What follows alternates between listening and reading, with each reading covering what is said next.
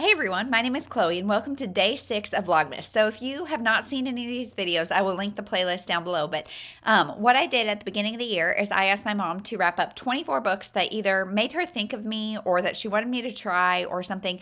And this was really inspired by, I love going to a bookstore or even the library. I mean, really the library is where I do it more often, but just going in and picking something that looks good. I may have never heard of it before, but it just looks good. And I wanted her to do that for me so it would add an extra element of surprise. So what's going to happen in this video is it's going to be a little unboxing, a little blast from the past, a little flashback of what's going on, a little vlog, a little book review, just kind of a cluster of stuff. So I'm recording this on April 9th, and I don't even know what is going on. I feel like I am just about out of the first trimester of pregnancy, and you guys, it has been so hard. Pregnancy, my first one was okay. It wasn't bad. My second one was really rough, and my third one now has been really rough. I didn't think it could get worse than my second, and it definitely has.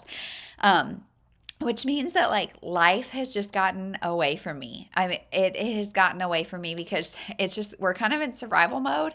Constant nausea, headaches, heartburn, insomnia, which leads to then exhaustion. I am so grateful for this baby, but you guys, this is no joke. So yeah, that's really been life lately. We also got COVID in February. Ainsley got the tummy bug in March, and I just feel like we can't win. And then the weather has been back and forth between 30s and 70s. In fact, today it was 20 something this morning, and it's going to be 70 by this afternoon. 50 degrees in a day. So that's also probably part of not feeling great. But anyway, otherwise, life-wise, it's almost Easter. Ainsley and Jeremy and the kids are at soccer. We're just kind of living life right now, doing good things. We told the kids about the baby recently, and they're really excited. We waited to almost the end of the first trimester to tell them, just because Ainsley tells everybody everywhere we go, and I'm not really showing yet, so they nobody would know, and we wanted to make sure that we were okay with the secret getting out. So now we're okay with it. She tells everybody everywhere we go, and it's great, and we're excited and cannot wait. So that's really everything that's going on with life. So let's open up this next book. I picked one, so she gave me almost all 24 at once, which is good because I can pick small ones, medium ones, big ones, whatever, based on what's going on. So I'm just about to do the book list, backlist readathon. And there's just other things with Easter and that kind of stuff. Jeremy's about to travel a bunch in the next couple weeks. So I didn't want to pick a huge one. So I picked a small to medium. And let's just see what it is. Okay. Ashley Audrain.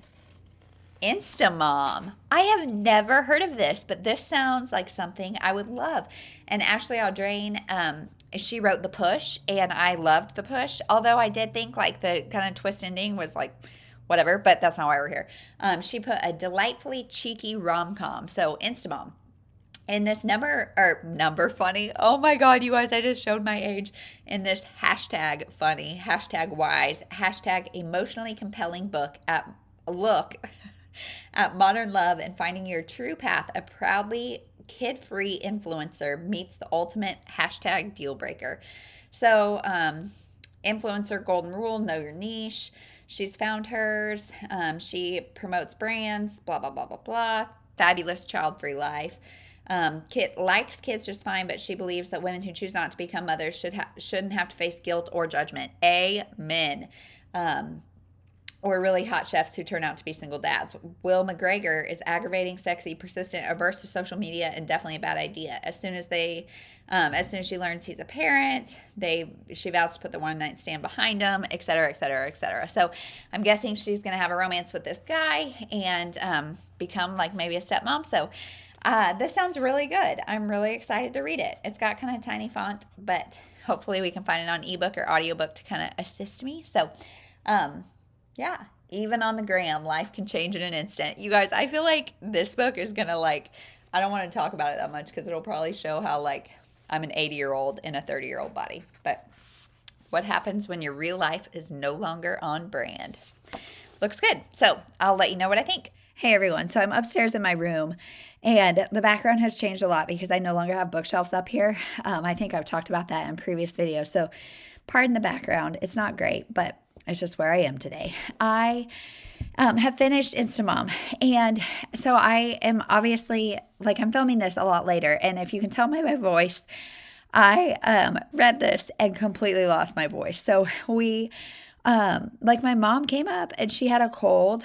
And I think just being pregnant makes everything like a cold on steroids. And so I got it worse than everybody else. And like I get laryngitis with almost everything. And with my pregnancy with Annie, I got bronchitis, I think like 4 times. It just, I don't know. I mean, I don't like in normal state, I don't have weak lungs, but for some reason during pregnancy, I get bronchitis and laryngitis a lot. So I couldn't tell you for like days what I thought of this book, but so I really liked it. It was an entertaining read.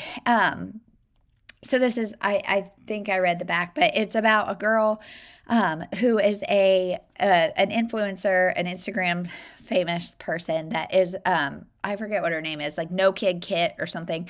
She is very outspoken about her desire to not have children and just a woman's right to choose and to choose if she wants to be a mother or not, and that both of those options are perfectly acceptable and great. And I'm all for that message. I love that message. And so she meets this guy and she has to work with him, and he is a chef, and she kind of like wants to help him build an Instagram because he's not into any of that. But he's a single dad, and she finds that out and immediately like pulls away because she's like, I don't want any part of this. But she just like can't fight. She finds herself like drawn to this family, and it's a sweet little 8-year-old girl. And she really starts to think about like why she doesn't want kids and what truths she has told herself about herself that like make her think that she doesn't want kids, that like the kid lifestyle is not for her.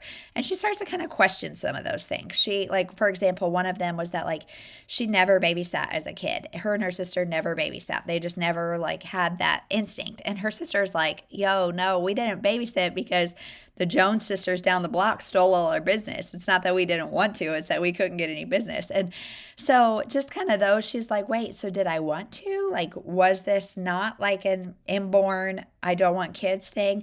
She also really challenges the idea that people who don't want kids don't like kids, and that's not the truth. You can not want kids and you can still like kids. You just like your lifestyle being kid-free, and there's nothing wrong with that. But this did kind of do what I was scared it was going to do, where she's like, I met this guy and this kid, and now everything has changed, and I want to get married and have a kid and that kind of stuff. And she does do like group meetings and stuff with people who have chosen to be kid-free. And a lot of them have like reasons that we find out that like they're not actually choosing to be kid-free, that has kind of happened to them. And again, like I didn't love that message because I think it needs to be really put out there that like if you choose not to have kids, that's fine. If you like your lifestyle the way it is and you're content, cool. Like there's nothing superior or inferior about that decision. And this book kind of made it seem like, I mean, there were people in it that were kid-free by choice, but it was also a lot of like, I had a lot of infertility, or I have these health issues, and things that made it like they chose kind of being kid-free by default. So I still really enjoyed this book. As a mother, I enjoyed this book, but I don't know what it would be like reading it from the perspective, like as somebody who has chosen to be kid-free or not have kids, solely because they don't want kids, and so I don't know if it would be like how somebody in those shoes would take this book. So I liked it. It was entertaining. It was cute. The romance was cute. The kid was cute. I love single dads. So I thought this was good. And I do like the idea of like challenging your beliefs about like certain things you believe to be true about yourself, kind of trying to think through where those came from and are they actually true. So Overall, pretty good book and a good one to read while I couldn't talk and while I was laid up. I read this in like 2 days because I was sick. And so Jeremy was actually really great because when I got bronchitis with Annie all the times, you can't take a whole lot when you're pregnant. And so it lasted forever. And I think he was like, okay, let's try to avoid that because that made everybody's life harder. When mama's down, it's hard to like get everything going. And so he was super helpful for a couple days and took the girls a lot of places and stuff. And so I was able to read a ton. So that is my thoughts. It's actually April 30th. I don't know if I said the date when I started this because NetGalley has gotten the best of me. And so my TBR got huge. And so this one just kind of kept getting pushed. But I read it. I liked it.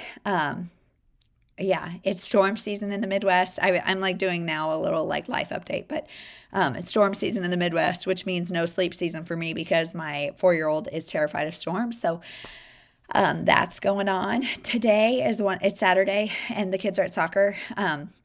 Just like every Saturday, that's why I'm filming regardless of how I sound.